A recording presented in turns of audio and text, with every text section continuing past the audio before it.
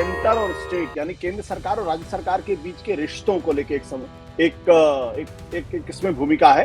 राष्ट्रपति महोदया की तरफ से जो सुप्रीम कोर्ट के जो रेफरेंस दिया गया, जिसको जुडिशियल रेफरेंस के तौर पे कहा जाता है, ये कि जो भारतीय जनता पार्टी की सरकार केंद्र में आने के बाद से जो गवर्नर्स की भूमिका रही है, ये गवर्नर्स लगातार विपक्ष की सरकारों को डिस्टेबलाइज करने की कोशिश करते हैं और वहां दरअसल विपक्ष की भूमिका निभाने का काम करते हैं। ये दरअसल एक गवर्नर की भूमिका नहीं है, बल्कि वहां की सरकारों को डिस्टेबलाइज करने की भूमिका है, उनको ह्यूमिलिएट करने की भूमिका है और उनको लगातार इंटिमिडेट करने की भूमिका है। 1 दर्जन ऐसे मामले थे जो विधानसभा ने उसको पास किया और पास होने के बाद वो गवर्नर के पास सिग्नेचर के लिए गया और गवर्नर ने उस पर सिग्नेचर करने से मना कर दिया। सरकार ने बिल्कुल उल्टा करने की कोशिश की। सरकार ने एक तरीके से सुप्रीम कोर्ट को ही जुडिशियल से ही प्रेसिडेंशियल रेफरेंस के तौर पर भेज दिया। ऐसा पहली बार हो रहा है भारत के इतिहास में। उनकी पूरी कोशिश ये है कि सुप्रीम कोर्ट तो रहे, उसकी इंडिपेंडेंस भी रहे, लेकिन वो सुप्रीम कोर्ट की इंडिपेंडेंस सरकार के संदर्भ में पूरी तरीके से गौड़ हो जानी चाहिए। यानी सुप्रीम कोर्ट वही फैसले करे जो सरकार चाहती है। नमस्कार, मैं हूं अंकुर और आप देख रहे हैं सत्येंद्र का विशेष कार्यक्रम आशुतोष की पैनी नजर। कार्यक्रम में आशुतोष जी खबर की खबर लेकर असली खबर बताते हैं। अब बात खबर की कर लेते हैं। तमिलनाडु के मुख्यमंत्री एमके स्टालिन और राष्ट्रपति द्रौपदी मुर्मू के बीच का विवाद अब सुप्रीम कोर्ट पहुंच गया है। स्टालिन ने अब 8 गैर बीजेपी शासित राज्यों के मुख्यमंत्रियों को पत्र लिखा, चिट्ठी लिखी। इसमें उन्होंने राष्ट्रपति मुर्मू द्वारा उठाए गए 14 सवालों पर सुप्रीम कोर्ट से विरोध करने की अपील की। दरअसल स्टालिन और राज्यपाल के बीच विवाद पहले से ही चल रहा था और यह मामला सुप्रीम कोर्ट पहुंचा था। सुप्रीम कोर्ट ने खूब फटकारा भी था राज्यपाल को और राष्ट्रपति के द्वारा रोके गए बिल को लेकर भी समय सीमा पर सवाल उठा दिए थे, उनसे भी जवाब मांगा था। इसके बाद अब सीजेआई गवई और स्टालिन ने फिर से मुद्दा उठा दिया है। अब यह मामला सीजेआई गवई के पास फिर से पहुंचा, यानी सुप्रीम कोर्ट फिर से पहुंचा। अब सीजेआई गवई पर भी सबकी नजर बनी हुई है। जब वो आए हैं तब से जो फैसले जिस प्रकार के हो रहे हैं, जिस प्रकार की वो भाषा अच्छी बोल रहे हैं, संविधान की लगातार बात कर रहे हैं, तो उन पर भी है कि अगर सीजेआई गवई से उन्होंने इस पे कूदने की बात कही है स्टालिन ने, और अगर 8 मुख्यमंत्रियों ने मोर्चा खोला, सीजेआई गवई भी उनकी तरफ से उस मुद्दे को उन्होंने लिया और उन्होंने सवाल उठाए, तो सवाल ये उठता है कि क्या बीजेपी राष्ट्रपति को उतार कर, इस मोर्चे पर उतार कर खुद फंस जाएगी। दूसरा केस सीजेआई गवई के साथ क्या हुआ, महाराष्ट्र में हुआ, जहां पर वो गए तो प्रोटोकॉल का पालन नहीं किया गया। सोशल मीडिया पर लगातार चर्चा चल रही है, इसको जाति से भी जोड़ा जा रहा है। लोग कहते हैं कि जाते हैं कि जाति नहीं, और कई एंगल से इस पर बात की जा रही है। सीजेआई गवई ने खुद इस पर आपत्ति जताई थी। उन्होंने कहा कि सम्मान संस्था का होना चाहिए, लेकिन नहीं किया गया। दूसरा केस, विजय शाह के खिलाफ एसआईटी गठित कर दी गई सुप्रीम कोर्ट ने और खूब फटकार लगाई विजय शाह को। बीजेपी कुछ नहीं कह रही है, बीजेपी चुप बैठी हुई है, लेकिन सीजेआई गवई के आने के बाद लगातार ऐसे मामले आ रहे हैं जिससे सवाल तो उठना लाजमी है। और स्टालिन और सब मुद्दों को जोड़कर, सीजेआई गवई को जोड़कर हम करेंगे बातचीत आशुतोष जी से, जो बताएंगे कि इस खबर की क्या है असली खबर।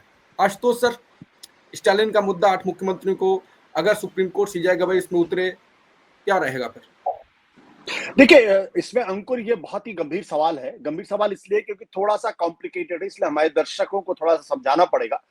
2 बड़े अहम मुद्दे हैं। पहला मुद्दा ये है कि सेंटर और स्टेट यानी केंद्र सरकार और राज्य सरकार के बीच के रिश्तों को लेके एक इसमें भूमिका है, और दूसरा इसमें जो वो गवर्नर की भूमिका आ जाती है।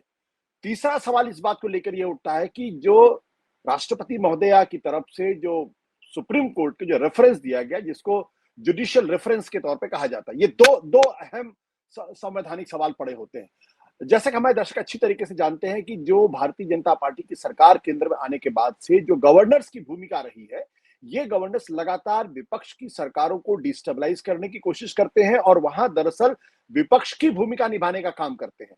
जिस तरीके से बंगाल के अंदर आपने देखा, वहां पर जो हमारे इस मौजूदा उपराष्ट्रपति महोदय हैं जगदीप धनखड़, उन्होंने जो भूमिका वहां निभाई, या आरिफ मोहम्मद खान ने जिस तरीके से केरल के अंदर भूमिका निभाई, और तमिलनाडु के अंदर जो रवि साहब है उन्होंने जो भूमिका निभाई है, ये दरअसल एक गवर्नर की भूमिका नहीं है, बल्कि वहां की सरकारों को डिस्टेबलाइज करने की भूमिका है, उनको ह्यूमिलिएट करने की भूमिका है और उनको लगातार इंटिमिडेट करने की भूमिका है। तो उस संदर्भ में देखना पड़ेगा। आप सोच सकते हैं कि ऐसे 1 दर्जन ऐसे मामले थे जो विधानसभा ने उसको पास किया और पास होने के बाद वो गवर्नर के पास सिग्नेचर के लिए गया और गवर्नर ने उस पर सिग्नेचर करने से मना कर दिया। सिग्नेचर भी नहीं किया और आप सोचिए कि राज्य की जनता ने जिस सरकार को चुना हो, वहां की विधानसभा ने जो फैसला किया हो, उस पर एक अनइलेक्टेड, जिसको किसी ने नहीं चुना, जो नॉमिनेटेड है, वो गवर्नर उस पर सिग्नेचर नहीं करता है और एक तरीके से वो विधानसभा को चुनी हुई सरकार को धता बता रहा। सुप्रीम कोर्ट ने जबरदस्त तरीके से फटकार लगाई और यहां तक कहा कि 3 महीने के अंदर गवर्नर को उस पर फैसले कर देने चाहिए, और अगर वो कोई फैसला ऐसा है जिसको राष्ट्रपति की ऑब्जर्वेशन की जरूरत है, तो राष्ट्रपति महोदय के पास भेजना चाहिए, और जिस दिन से राष्ट्रपति महोदय के पास भेजा जाएगा, राष्ट्रपति महोदय को भी 3 महीने के अंदर उस पर हाँ या ना में अपना फैसला देना पड़ेगा। आप अनलिमिटेड टाइम तक उसको नहीं रख सकते। ये पूरा कॉन्टेक्स्ट है। सरकार, जब सुप्रीम कोर्ट से फैसला आया तो ये लगा कि अब गवर्नर्स को अनुशासित होना पड़ेगा और उनको विधानसभा के द्वारा पास किए गए तमाम कानूनों को, बिल को सिग्नेचर करना पड़ेगा। सरकार ने बिल्कुल उल्टा करने की कोशिश की। सरकार ने एक तरीके से सुप्रीम कोर्ट को ही जुडिशियल से ही प्रेसिडेंशियल रेफरेंस के तौर पर भेज दिया। ऐसा पहली बार हो रहा है भारत के इतिहास में, जब सुप्रीम कोर्ट कोई फैसला कर ले तो सुप्रीम कोर्ट से ही यह कहा जाए कि आप अपने फैसले के बारे में उसको रिव्यू करिए। लेकिन इसमें एक पहलू और है। वो पहलू क्या है कि जब राष्ट्रपति का प्रेसिडेंशियल रेफरेंस सुप्रीम कोर्ट के पास आता है तो सुप्रीम कोर्ट की जो राय होती है वो लागू करना और न लागू करना एक तरीके से एडवाइजरी होती है, वो केंद्र सरकार के खाते में जाती है, केंद्र सरकार के पाले में जाती है। बात बिल्कुल स्पष्ट। इस प्रेसिडेंशियल रेफरेंस का कोई अर्थ ही नहीं है और ना ही सुप्रीम कोर्ट अपने फैसले को बदलने जा रहा है। लेकिन यह दिखाता है कि सरकार सुप्रीम कोर्ट के फैसलों के प्रति कितना सम्मान जाहिर करती है। यह मूल सवाल है।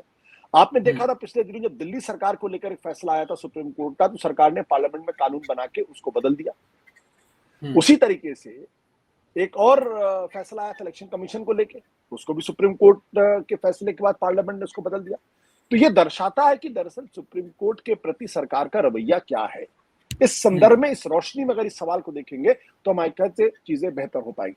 उसी तरीके से आपने देखा कि जब मुख्य न्यायाधीश RS गवई जब वो मुंबई गए तो प्रोटोकॉल के तहत वहां की चीफ सेक्रेटरी को, वहां के DGP को और मुंबई के पुलिस कमिश्नर को उनकी अगवानी में आना चाहिए, क्योंकि पहली बार जा रहे थे चीफ जस्टिस ऑफ इंडिया, लेकिन वो नहीं गए। अब हम ये कह सकते हैं कि शायद उनको इस बात की जानकारी ना रही हो, लेकिन मुझे लगता है कि ये गंभीर सवाल था जिस पर जो मुख्य न्यायाधीश महोदय हैं उन्होंने अपनी आपत्ति जाहिर की, और न केवल आपत्ति जाहिर की बल्कि एक तरीके से ये भी कह दिया कि आप लोगों को मैं बाध्य कर सकता हूं संविधान का उल्लंघन करके कि आप मेरे सामने उपस्थित होइए। लेकिन उन्होंने ये बात हंसी में कह के टाल दी। अब दोनों घटनाओं को अगर आप जोड़ के देखेंगे तो आपको बात बिल्कुल स्पष्ट हो जाएगी कि कहीं ना कहीं सुप्रीम कोर्ट के फैसलों को लेकर सरकार का रवैया और उनकी जो कार्यपालिका है या उनकी जो अधिकारी है उनका रवैया बहुत ही अफसोसजनक है और आपत्तिजनक है, जो दोनों घटनाओं में पूरी तरीके से रिफ्लेक्ट करता है। ये सवाल जो है हमारे ख्याल से महत्वपूर्ण है और इसको हमारे दर्शकों को ध्यान में रखना चाहिए। बिल्कुल। अब CJI पर ही आ जाते हैं। अगर वो तो होता यह है कि अगर CJI, जैसे कि स्टालिन के केस की मैंने बात करी, अगर वो जैसा कि आपने कहा कि सुप्रीम कोर्ट के उनके फैसले को चुनौती है जो कि उन्होंने सवाल उठाए हैं, तो CJI इस पर कुछ ना कुछ जरूर करेंगे। लेकिन बात यह है कि क्या आपको लगता है कि सरकार ये बात करती है कि NJSC लेके आएंगे जजों को नियुक्ति के लिए, और कॉलेजियम की बात CJI गवई ने आते ही कर दी थी, तो आपको लगता है कि टकराव सरकार और गवई के बीच बढ़ने वाला है? अभी कहना थोड़ा सा मुश्किल है क्योंकि अभी कोई ऐसा फैसला सामने नहीं आया जिसके आधार पर हम कह सकें कि दरअसल इनके बीच में टकराव होगा। लेकिन अभी तक की जो स्थिति सरकार की दिखाई पड़ती है, सरकार लगातार सुप्रीम कोर्ट की जजेस की नियुक्ति को लेकर आनाकानी करती है। बहुत सारे ऐसे सुप्रीम कोर्ट की जजेस की नियुक्ति होनी चाहिए लेकिन सरकार उनकी नियुक्ति नहीं करती, लंबे समय तक उसको लटकाए रखती है। कई बार सुप्रीम कोर्ट ने इस पर अपनी आपत्तियां भी जाहिर की हैं, लेकिन उसके बावजूद भी सरकार नहीं करती। या जिस तरीके से सरकार और उससे जुड़े हुए लोग, आपने बिल्कुल सही कहा, basic structure of the constitution पर गहरे सवाल खड़े कर रहे हैं, साथ ही साथ कॉलेजियम सिस्टम पर गहरे सवाल खड़े कर रहे हैं, और उपराष्ट्रपति जैसे पद पर बैठे हुए शख्स उस सवाल जाहिर कर रहे हैं। यानी उनकी पूरी कोशिश ये है कि सुप्रीम कोर्ट तो रहे, उसकी इंडिपेंडेंस भी रहे, लेकिन वो सुप्रीम कोर्ट की इंडिपेंडेंस सरकार के संदर्भ में पूरी तरीके से गौड़ हो जानी चाहिए। यानी सुप्रीम कोर्ट वही फैसले करे जो सरकार चाहती है, और ऐसे में जब गवर्नर के सवाल को लेकर, तमिलनाडु गवर्नर के सवाल को लेकर जब सुप्रीम कोर्ट ने बिल्कुल स्पष्ट कर दिया कि 3 महीने के अंदर चाहे गवर्नर हो या फिर राष्ट्रपति महोदय है, उनको उसमें फैसला करना पड़ेगा और आप उसको लंबे समय तक लटका के नहीं रख सकते। तो ये बात सरकार को पूरी तरीके से नागवार गुजरी है। इसलिए जो प्रेसिडेंशियल रेफरेंस के तौर पर सुप्रीम कोर्ट के अपने ही फैसले को सुप्रीम कोर्ट को भेज दिया गया है, वो उसकी कोई बहुत बड़ी संवैधानिकता नहीं है। ये ऐसा नहीं लगता कि सुप्रीम कोर्ट उस पर अपने राय या रवैये को बदल देगा, लेकिन ये दर्शाता है, सरकार ने एक तरीके से सुप्रीम कोर्ट को संदेश देने की कोशिश की है कि हम आपके फैसलों से नाराज हैं, हम उससे सहमत नहीं हैं।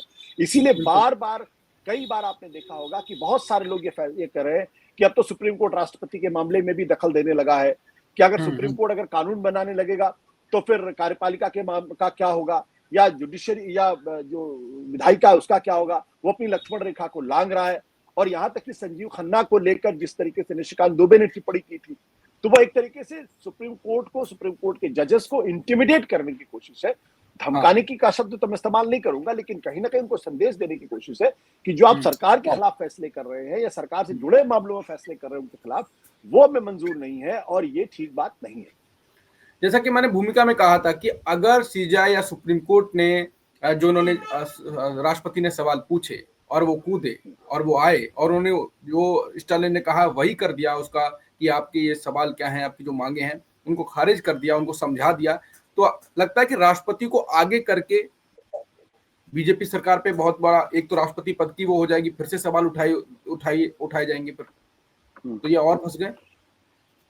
नहीं, फंसने का तो मैं नहीं कहूंगा अभी, लेकिन ये बात सच है कि कहीं ना कहीं दोनों के बीच में तनाव बढ़ सकता है, तनाव बढ़ने की स्थिति पैदा होती दिखाई पड़ रही है।